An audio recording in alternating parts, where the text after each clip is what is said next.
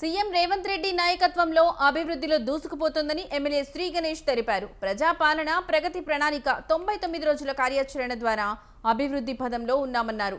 Cantonment నియోజకవర్గ self help group సభ్యులకు ప్రభుత్వ సహకారంతో బ్యాంకుల ద్వారా మంజూరైన 2,07,50,000 రూపాయల రుణ చెక్కులను ఎమ్మెల్యే శ్రీ గణేష్ లబ్ధిదారులకు అందజేశారు. 1 కోటి మంది మహిళలను కోటీశ్వరులను చేయాలన్న సీఎం రేవంత్ రెడ్డి మహాసంకల్పానికి కంటోన్మెంట్ నుంచి శ్రీకారం చుడుతున్నామని శ్రీ గణేష్ తెలిపారు.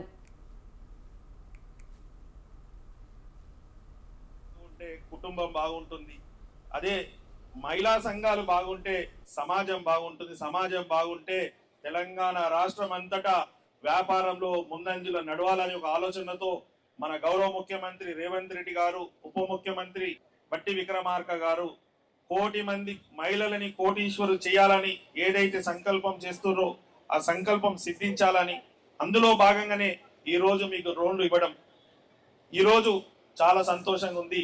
ముఖ్యంగా ప్రకాష్ గారికి కూడా హృదయపూర్వకంగా ధన్యవాదాలు, బ్యాంక్ మేనేజర్లకు కూడా హృదయపూర్వకంగా ధన్యవాదాలు.